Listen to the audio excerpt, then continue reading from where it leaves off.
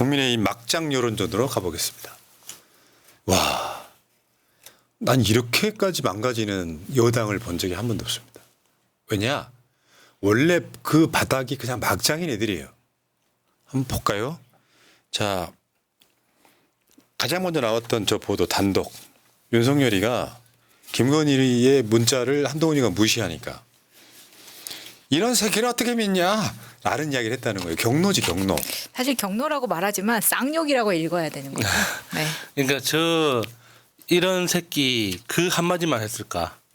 그러니까 대통령실에서 흘러나온 여러 소문을 종합해 보면 정말 태어나서 처음 듣는 욕도 많이 듣는다고 하잖아요. 그러니까 진짜 원문이 뭔지 너무 궁금합니다. 그러니까 왜 저 윤석열이가 이성윤 당시 중앙지검장한테 했다는 말이나 다음에 한동수 감찰부장한테 했다는 말이나 다 그 맥락이거든요. 쌍욕 섞인 말. 근데 저 보도가 나온다는 건 뭐겠어요? 저걸 내고 있는 거잖아요 지금. 그 새끼는 그냥 폐륜이야 폐륜. 그래서 윤석열 대통령을 지지하는 사람들이 한동훈을 버려주기를 바라는 마음에 튀어나온 보도가 아닐까 싶어요. 그러니까 저는 이번에 당대표에 한동훈을 출마한다고 했을 때 다들 그런 이야기 했잖아요. 대통령실에서 한동훈 당대표가 안 되도록 최선을 다할 것이다. 어떤 식으로든 노력을 할 거다라고 이야기를 했는데 이렇게 지저분한 방식일 거라고는 상상을 못했습니다. 그러니까 지금 나오고 있는 게요. 하나 던지면 하나 받고 또 하나 던지면 하나 받는데 당사자들끼리 싸우는 게 아니야.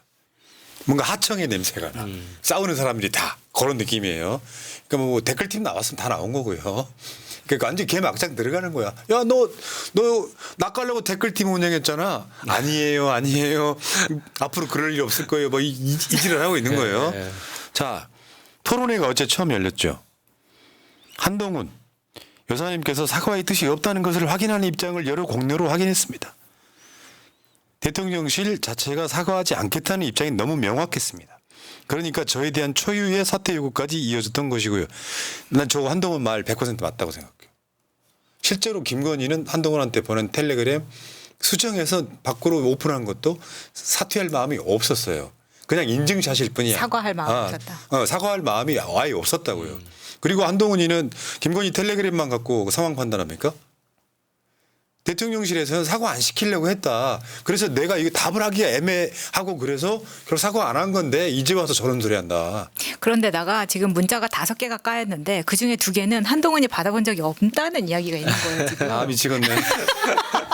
그러다 보니까 이거 지금 한동훈이 굉장히 머리가 아플 겁니다. 그 2개에 대해서 그럼 똑바로 밝히시던지 누가 장난을 치고 있는 건지. 저는 저 문자 논란에서 제일 어이가 없는 게 진짜 문제 삼아야 될 건 문자가 오고 갔다는 그 자체거든요. 내용이 아니라. 그러니까 제가 새날 방송 출연하면서 푸나님한테 연락 안 된다고 푸나님 그 형수님한테 연락하거나 전화하는 일은 없잖아요. 연락 안 되면 안 되는가 보다 답을 기다리는 거지. 그러니까 푸나님 연락 안 받는다고 형수님이 나한테 전화한 꼴이에요. 그게 정상적입니까 그게? 아니 텔레그램에 들어있더만 동지라고. 그가 뭐 풍파를 헤쳐온 동지라고 아니, 들어있더만. 그러니까 김건희가 당 대표한테 이런 식으로 연락하는 것 자체가 문제라고요. 근데 그 내용이 뭐 진짜네 가짜네 뭐 그중에 뭐는 가짜고 뭐는 진실이고 이거 따지는 게 무슨 의미가 있습니까? 한동훈한테 개인적으로 연락했다는 그 자체부터 문제가 되는 건데. 더 큰 문제는 그 문자를 보냈다라고 하는 행위보다 더 큰 문제는 이게 까였다라고 하는 게 더 큰 문제야. 누가 깠느냐? 그러니까 누가 깠냐는 이게 다시 다 밝혀지고 있지. 예. 한동훈이가 당대표가 되면 윤석열의 위치가 위험해진다는.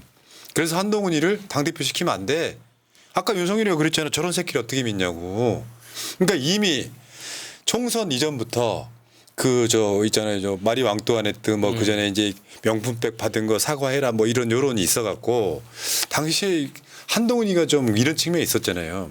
김경률이를 보호하고 마리 앙뚜아네트를 꺼냈던. 근데 마리 앙뚜아네트는 단두대 이슬로 사라져서 좀 비유가 너무 나갔다. 그래서 한동훈이가 그 당시에 김경률이를 약간 보호하는 뉘앙스로 국민의 눈높이에 어쩌고저쩌고 표현하면서 그때 이제 그 시점에 이제 이게 지금 뭐 텔레그램 문자가 오고 간 거잖아. 이따가 타임라인으로 다시 보여드릴 텐데 문제는 오늘 참전한 건 진중권입니다. 진중권이 자기를 너무 안 끼워주니까 지금. 저 진척새 어쩔 거야 저거. 오늘 이걸 발표한 그 페이스북에 올린 것 중에 가장 중요한 말은 나 57분 통화했어 이거예요. 이 이야기 하고 싶은 57분. 보통 사이가 아닙니다. 57분. 아 진짜 애인 사이에도 57분 그러니까 저희들 하면 관계는요 이렇게 보시면 돼요. 김경률이는 삼성 바이오로직스 삼바 수사할 때 한동훈을 도와줘서 친하게 됐고 그래서 한동훈이하고 같이 밥도 먹는 사이였고요. 저 진중권이는 소위 조국 사태 때 조국을 까면서 친해진 사이예요. 예. 그런 관계들이란 말이에요. 근데 여기에 진중권이가 깐 거의 핵심이 뭐냐면 그때는 그렇게 말해놓고 왜 말이 달라졌냐고 김건희를 디스하는 내용이에요. 그러니까 지금 진중권이는 한동훈 라인에 줄 서 있는 거예요. 그래서 한동훈 말이 맞다는 걸 입증하기 위해서 내가 그렇게 통화를 했어. 57분 동안이나 그걸 깐 겁니다. 그래서 마지막 말이 이거예요. 여사님께 묻지요. 제가 지금 한 말 중에 사실에 어긋나는 내용이 있나요? 그런데 왜 지금 180도 물구나무 선 이야기가 나오는지 이해할 수가 없네요. 야, 이게 막장 드라마가 아닌 뭐예요? 그냥 걔 막장 드라마예요. 그러니까 이게 이런 거거든. 얘네들은 우리 국민이 관심이 없어요. 뭐 지금 이렇게 막 힘든 시기에 그 관심이 없고 헤게모니 싸움하는 거예요. 주도권 싸움, 명분 싸움. 그 이번에 보면서 아 진중권 전화까지 저렇게 받아주는 거 보니까 진짜 아무나 다 받아주는구나 이런 생각이 들더라고요. 그 전에 이제 뭐 서울의 소리 기자도 그렇지만 서울의 소리만 받아준 게 아니고 다른 기자들도 여럿 있다고 하고 하다 보니까 전화하면 무조건 받는 것 같습니다. 번호 좀 알려주세요. 010. 전화번호 공개할까요? 자, 그러니까 그때 김건희가 진중권하고 통화할 때는 주변에서 사과를 말리고 있다고 통화를 한 거예요. 근데 왜 이제 와서 한동훈이가 문자를 익십했다고 지금 하냐. 이거 완전히 정반대잖아요. 주변에서 말렸다고 해서 안 하고 있다고 하는데 한동훈이의 책임으로 지금 덤태기 씌우고 있는 거잖아요. 놀랍습니다. 근데 한동훈 그 맥락하고 똑같은 거예요. 지금. 김건희 문자무시 공세에 한동훈이 한 말입니다. 윤석열이 사과 필요 없다고 했다. 그 당시에도. 그러니까 JTBC도 그런 걸 썼던데 저도 어제 분석할 때 그렇게 말씀드렸어요. 이 전체적인 맥락만 봐도 김건희는 사과하기 싫다는 거네. 한동훈한테 뭔가 짐을 넘기면서도 나 사과 안 하면 안 될까 뉘앙스가 있었다고. 그렇죠. 내가 괜히 사과해가지고 나 서울대 석사 출신인데 그거 아닌 것처럼 사람들한테 비춰졌잖아. 나 더 이상 사과하고 싶지 않아. 그게 지금 보이죠. 근데 토론회 하니까 정말 저질이더만. 김건희가 사과했다면 총선 결과가 달라졌다라고 하는 OX에 달라졌을 거라고 생각하는 게 다 내용이 똑같아요. 지금 왔으니까. 그러니까 저 한동훈 한 명과 나머지 3명의 논리가 다른 거죠. 한동훈은 순수하게 자기 책임을 회피하기 위해서 그 결과가 달라졌을 거라고 이야기를 하는 거고 나머지 3명은 한동훈 때문에 진 거 아니냐. 맞지. 그래서. 동상이몽이지. 예. 근데요, 여러분 김건희가 사과했다고 해서 총선 결과가 달라졌을까요? 아니, 그럴 리는 없죠. 어처구니없네. 쟤들만의 뇌피셜인 거예요 지금. 그래서 지금 전당대회가 개판 가고 있습니다. 김 여사 문자만 남은 여당 전대. 동아일보 너마저. 동아일보 그렇고요. 조선일보 여당 당대표 후보들 김건희 문자 난타전. 실제로 지지자들 입장에서 보면 부끄럽죠. 그렇죠. 그러니까 자기들 뭐 말로는 뭐 비전과 미래를 이야기해야 된다고 이야기를 하면서 결국에 토론 붙이면은 김건희 문자만 막 싣고 있잖아요, 다들. 뭐 비전 같은 게 내세울 것도 없는 거죠. 사실은 지금 역대급으로 국민의힘이 참패한 선거 이유고 국회의장도 민주당이고요. 주도할 수 있는 건 거의 없어요. 그러면 나 같으면요. 그런 것 같아요. 야당을 잘 설득해서 우리가 윤석열 대통령의 국정 철학을 구현하는데 뭐 이런 얘기가 나와야 되잖아요. 왜 너는 문자 씹었냐? 아니 내가 그때는 사과 뭐 윤석열 대통령이 안 하기로 했다고 뭐 이걸로 싸우고 있는 거야. 이런 모자란 애들이. 그 이게 부부간의 커뮤니케이션 안 되고 있는 거예요. 그러니까 사실 윤석열은 한동훈한테 사과 안 할 거야라는 식으로 이야기를 했는데 김건희는 이거는 지금 대통령이 내가 한동훈한테 문자 보낸 줄을 모르고 있다. 이런 걸 전제로 지금 문자를 그냥 자기가 개인적으로 보낸 거잖아요. 네. 이 다음 거 한번 보여줘봐요. 문자 메시지 전후 상황 일지. 여기 진짜 중요한 게 날짜가 있습니다. 1월 21일 날 이관섭이 비서실장일 때 한동훈한테 사퇴 요구했다라고 하는 거를 언론에 그냥 깠잖아요. 예. 근데 그 전에 김건희의 3차 문자까지 씹었기 때문에 거기에 아까 등장했던 그거예요. 이런 새끼를 어떻게 믿냐. 그러니까 우리는 그런 생각이 드는 거예요. 얘네들 권력 투쟁이랄까요? 이 암투랄까? 이게 어마어마한 거였구나. 그러니까 그 고양이한테 생선 맡긴 느낌 날 거예요. 사실은 당무개입 어떻게 해가지고 한동훈이가 비대위원장 올라올 깜냥이 아니었잖아요. 예. 근데 국민의힘의 대통령실이 작동을 해서 한동훈이를 사실상 내리꽂잖아요. 비대위원장이라고 하는 게 선출이 안 된다는 걸 알고 친윤들이 주도해가지고 한동훈이를 비대위원장으로 꽂았어. 이제 칼자루를 쥐어줬어. 그런데 그 순간부터 한동훈이가 자기 정치한다는 이야기 수없이 돌았거든요. 그러다 보니까 문자를 읽고도 씹는단 말이야. 뭔가 답은 해줘야 되잖아. 나도 기분 나빠요. 정치인들하고 무슨 대화를 하거나 뭐 방송 일정 관련해서 이야기하잖아요. 열심히 뭔가 던졌는데 읽었는데도 불구하고 답이 없으면 기분 나빠요. 난 그럴 수 있다고 생각해. 근데 한동훈이가 그 상황에 겪고 있었던 걸 생각해 보면 전체적으로 대통령실에서는 사과하는 걸 원치 않는다는 걸 자기 스스로 정보를 알고 있잖아요. 그러니까 가증스러운 언론 플레이 용이랄까 인증용으로 계속 한동훈이한테 지금 책임을 밀었던 거거든. 그리고 1월부터 저 문자를 가지고 찐윤이라고 불리는 모 국민의힘 의원이 가지고 다니면서 한동훈 봐라 이렇게 답변도 안 하고 있다라는 식으로 이제 언플을 좀 했었나 보더라고요.